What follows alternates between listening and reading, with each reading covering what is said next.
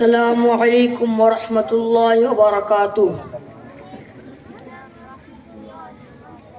نحمده ونصلي على رسوله الكريم اما بعد قال النبي صلى الله عليه وسلم خيركم من تعلم القرآن وعلمه او كما قال عليه الصلاة والسلام۔ ہمیں دنیا سے کیا مطلب، مدرسہ ہے وطن اپنا۔ ہمیں دنیا سے کیا مطلب، مدرسہ ہے وطن اپنا۔ مریں گے ہم کتابوں پر، ورق ہوگا کفن اپنا۔ محترم سامعین اکرام، آج کی مجلس میں آپ حضرات کے روبرو مدرسے کی مختصر حقیقت بیان کرنا چاہتا ہوں۔ امید ہے کہ غور سماعت فرمائیں گے۔ مدرسہ ایک بہت بڑی نعمت ہے، مدرسہ ایک بہت بڑی نعمت ہے۔ اللہ تعالیٰ نے آج یہ نعمت ہم کو عطا کی ہے، اس سے ہمیں فائدہ اٹھانا چاہیے۔ علم دین کا اتنا سیکھنا فرض ہے جس سے نماز، روزہ وغیرہ درست ہو سکے۔ علم دین کی تعلیم اس مدرسے میں ہوتی ہے۔ یہ مدرسہ ماں کی گود کی طرح ہے۔ جس طرح بچہ ماں کی گود میں پرورش پاتا ہے، اسی طرح انسان یہاں بھی پرورش پاتا ہے۔ یہ مدرسہ انسان کو انسان بناتا ہے۔ یہ مدرسہ چند افراد مل کر بناتے ہیں اور مدرسہ کئی افراد کو بناتا ہے۔ ہم مدرسے کی عمارت بناتے ہیں اور مدرسہ ہمارا قلب بناتا ہے۔ اللہ تعالیٰ سے ہمارا تعلق جوڑتا ہے، اور یہی نبی کا کام تھا کہ مخلوق کو خالق سے جوڑتے تھے۔ جس طرح یہ مدرسے ہم کو اللہ سے جوڑتے ہیں، اسی طرح نبی مخلوق کو خالق سے جوڑتے تھے۔ لہذا ان مدرسوں کو یہ طاقت ہلا نہیں سکتی اور نہ کوئی ان مدرسوں کو توڑ سکتا ہے۔ محترم بزرگوں، یہی وجہ ہے کہ آج مدارس کا جال ہر اطراف و اکناف میں پھیلا ہوا ہے، جبکہ حکومت دین ان اداروں کو مٹانے اور ختم کرنے کی کوشش کر رہی ہے، لیکن ان اداروں کا نظام ایسی ذات عالی کے قبضے میں ہے جس کو نہ کوئی بگاڑ سکا اور نہ کوئی بگاڑ سکے گا۔ اب اس کے متعلقین کے بارے میں سرور دو عالم صلی اللہ علیہ وسلم کی زبان سے سنیں۔ حضرت انس رضی اللہ عنہ حضور صلی اللہ علیہ وسلم کا ارشاد نقل کرتے ہیں کہ اگر دنیا میں ان لوگوں کو دیکھنا چاہتے ہو جن کو اللہ نے جہنم کی آگ سے آزاد کر دیا، تو طالب علم دین کو دیکھو۔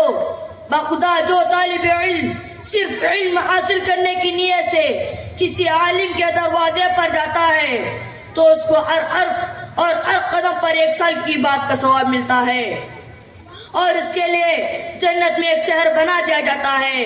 جہاں جہاں اس سے قدم بڑھتے ہیں وہ زمین اس کے لیے استغفار کرتی ہے۔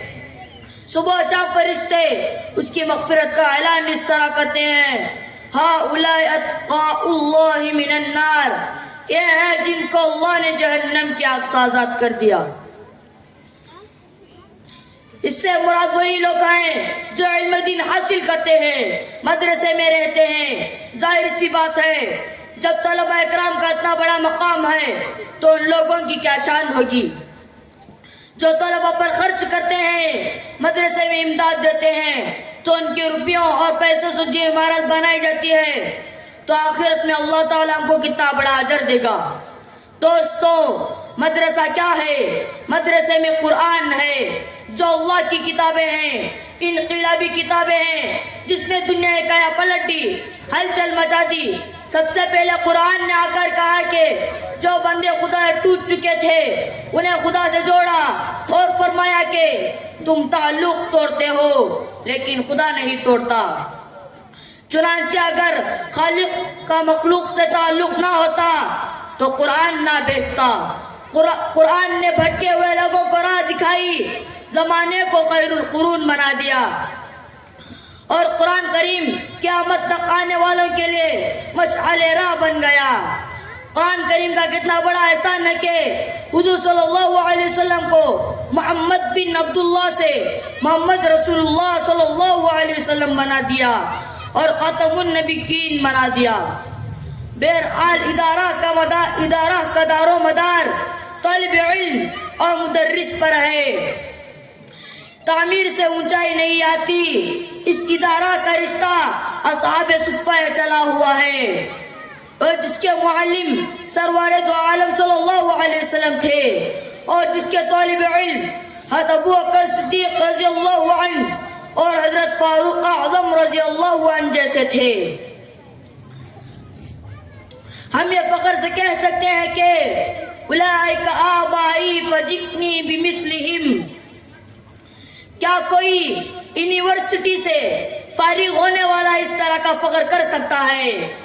یہ وہی دینی ادارہ تھا جہاں حضرت جبرائیل علیہ السلام خود طالب علم بن کر استغفار کے لیے آئے تھے اور کہتے تھے کہ ایمان اور احسان کیا چیز ہے، قیامت کب آئے گی.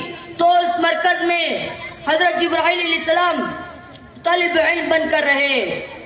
ایسا نہ کوئی پیش کر سکا اور نہ کر سکے گا. دوستو، مدرسے کی قدر کرو. تم نہ کرو گے تو خدا تعالیٰ دوسروں کو پیدا کر دے گا. حضور صلی اللہ علیہ وسلم کے زمانے سے مدرسے چلے اور چل رہے ہیں. حضور صلی اللہ علیہ وسلم کی توجہ اور دعا ساتھ ہے. ادارہ نہیں مٹ سکتا اور جس کا تعلق ادارہ سے ہو وہ بھی نہیں مٹ سکتا. لہذا اس کی قدر کرو اور اس سے تعلق جوڑو. اللہ تعالی ہمیں دینی اداروں کی قدردانی کرنے کی توفیق عطا فرمائے. آمین. وآخر دعوانا الحمد للہ رب العالمین.